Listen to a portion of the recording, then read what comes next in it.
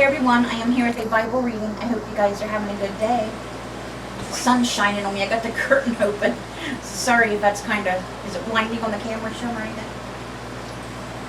Look ahead. Okay, so today we're going to be reading John chapter 4, verse 43 through 54, Psalm 105, verses 16 through 36, so we've missed part of it. I apologize about that. Haven't been on for a couple of days. Been really busy some days, and yesterday I was just very, very tired all day long. I got my first COVID shot, so it said it could cause you to be tired and all this stuff. It's got a big red spot. It keeps getting bigger on it. And it's really sore like a tetanus shot, but it's fine. I didn't get too sick from it. I think I got stomach cramps and diarrhea the first day, and the next day, yesterday, I was just very, very tired and slept about all day. But thankfully I didn't get nothing bad like Sherm did. But that was his second one. They say the second one's more intense on your body than the first one. And I get it at the end of May 31st. But I probably won't make it there until like the 1st of April, or June, sorry. But yes, I've got my first one. Have you guys got your COVID shots? Or are you getting it? Or are you not getting it?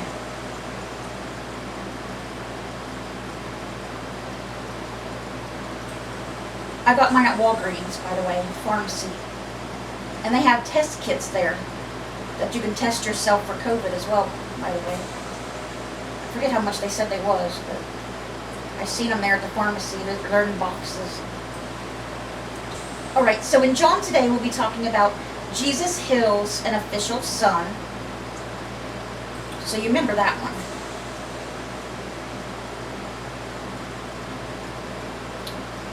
And that's it in John today. So let's go ahead and start there. After the 2 days, he, Jesus, left for Galilee.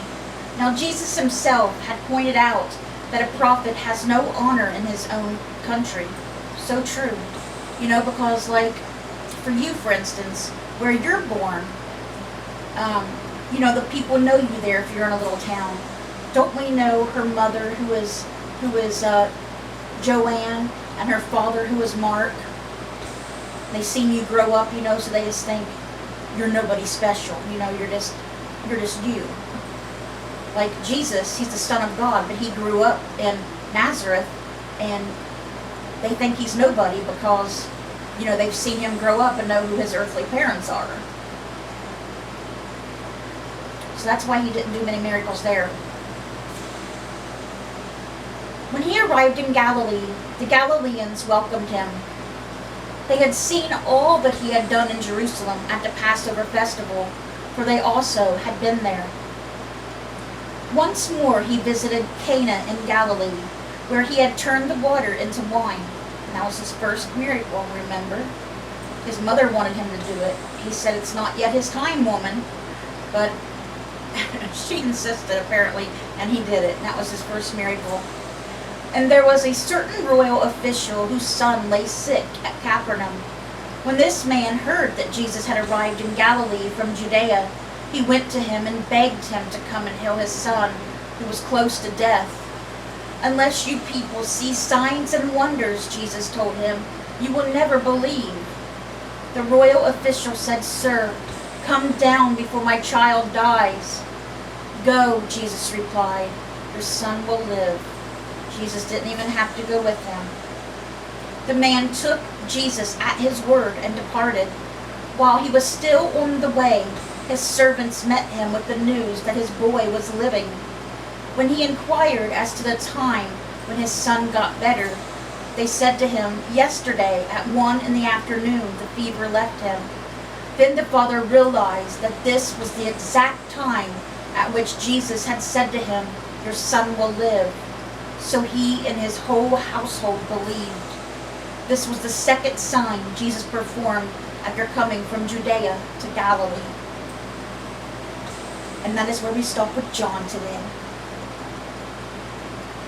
You know, even when, including his disciples a lot of times, but people, they're like, Jesus had already performed, several signs. Took demons out of people and healed people, fed the 4,000 and the 5,000, so on. And they seen this thing. Like, for instance, they just seen him feed the 4,000 out of a few small fish and bread. But then they asked Jesus, what kind of sign will you give us so we'll believe you?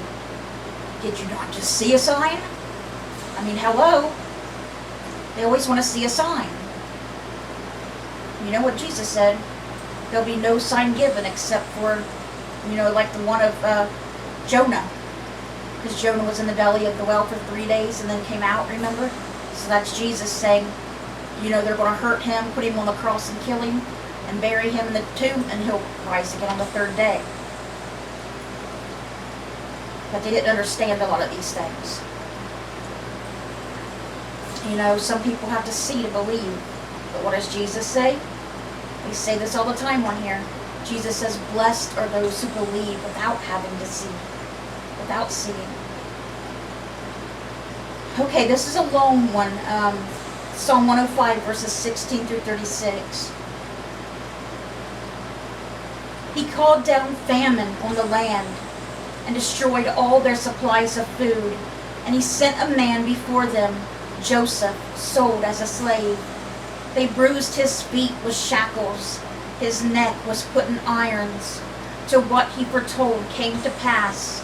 To the word of the Lord proved him true. The king sent and released him. The ruler of people set him free. He was in prison for a long time before this happened.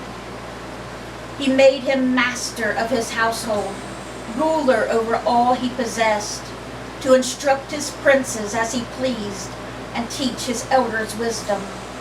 Then Israel entered Egypt. Jacob resided as a foreigner in the land of Ham. The Lord made his people very fruitful. He made them too numerous for their foes. That's why the Egyptians were starting to get scared and concerned and wanted to do away with some of them. He made them too numerous for their foes, whose hearts he turned to hate his people, to conspire against his servants. He sent Moses, his servant, and Aaron, whom he had chosen. They performed his signs among them, his wonders in the land of Ham. He sent darkness and made the land dark, for had they not rebelled against his words? He turned their waters into blood, causing their fish to die. Their land teemed with frogs, which went up into the bedrooms of the rulers. These are the plagues now that God put on Egypt for not letting his people go through Moses. He spoke, and there came swarms of flies and gnats throughout their country. I hate flies. He turned their rain into hail, with lightning throughout their land. He struck down their vines and fig trees, and shattered the trees of their country. He spoke, and the locusts came, grasshoppers without number. They ate up every green thing in their land, ate up the produce of their soil. Then he struck down all the firstborn in their land, the first fruits of all their manhood. And that's where it's stopping there with Psalm 105. When he did that, took the firstborns, it took Pharaoh's son, his firstborn son. So that's when he let the people go. But of course, after they had already, taken off, they came after them. He changed his mind, but God won't let that happen. He parted the Red Sea for the Hebrews to go across, and they all made it safely, every single one. And then when the Egyptians were coming after them, God let the sea go back together, and it drowned mostly all of them, if not all of them. Now, you're wondering, well, if it killed all the firstborns, wouldn't it kill the Hebrews' kids as well? This was even animals. The firstborns of animals died too. Well, no, because that is why people celebrate Passover. That's what Passover is. God told the people, the Hebrews, that he was going to kill the firstborns, that night. And for them to take lamb's blood and smear it on the top of their door frame outside, and death would pass by them if they had the lamb's blood on there. So that's why you celebrate Passover, because death passed over the Hebrews And but the Egyptians, they didn't know about the blood and stuff of the lamb, and it killed all their firstborns. Yes. And can you imagine? Locusts are horrible. We're supposed to get them this year too. We're getting locusts, the ones that don't come but like every 17 years or something. And they are so loud. I remember them, we having them when they came when we lived somewhere else. They were so loud you could not sleep. And it's going to be worse, the ones that are coming now. I'm not sure when they're supposed to come this year, but we'll be getting them. There. So can you imagine all those locusts there and everything? It had to be so loud they wouldn't have been able to sleep.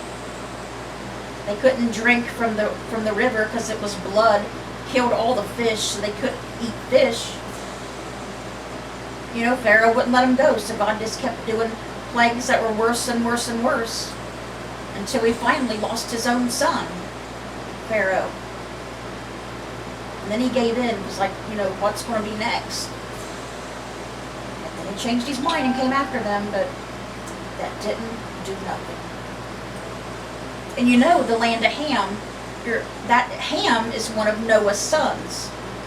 Shem, Ham, and Japheth. So that's why that was called that. Ham is one of Noah's sons. It was named after him, I'm sure. Okay, so let's end today's Bible reading with Proverbs chapter 14, verses 26 and 27. Whoever fears the Lord has a secure fortress, and for their children it will be a refuge. The fear of the Lord is a fountain of life, turning a person from the snares of death. Amen. Fear the Lord. And the Lord loves you. He will protect you, keep you safe. The devil's the one that does bad things in your life.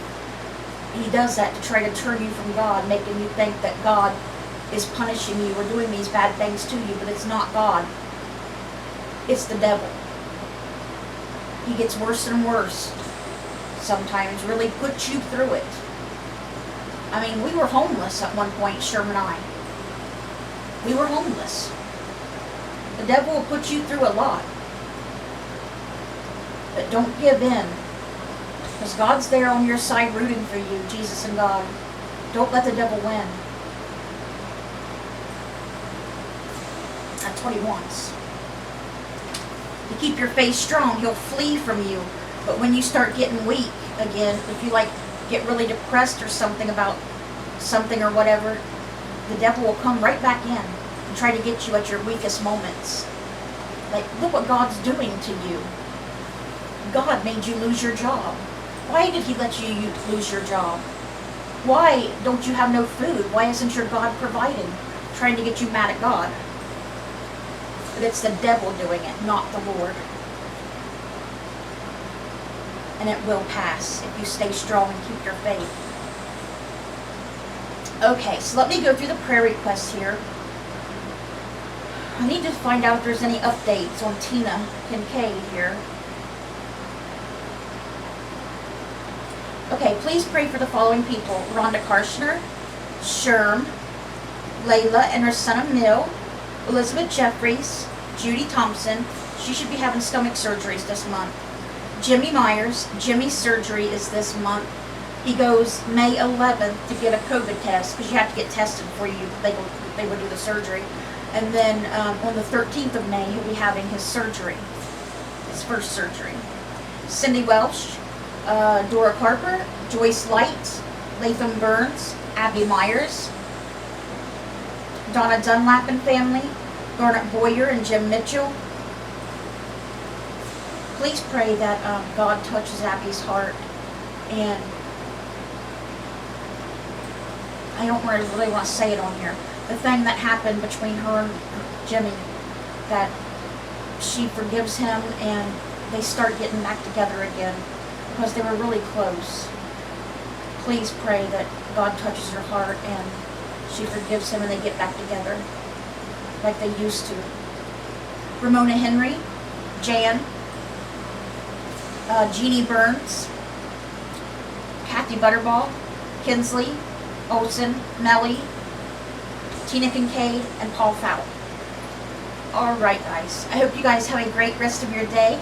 Let's bring those souls to Jesus, and God willing, we'll see you guys again tomorrow with another Bible reading. Bye, guys. God bless.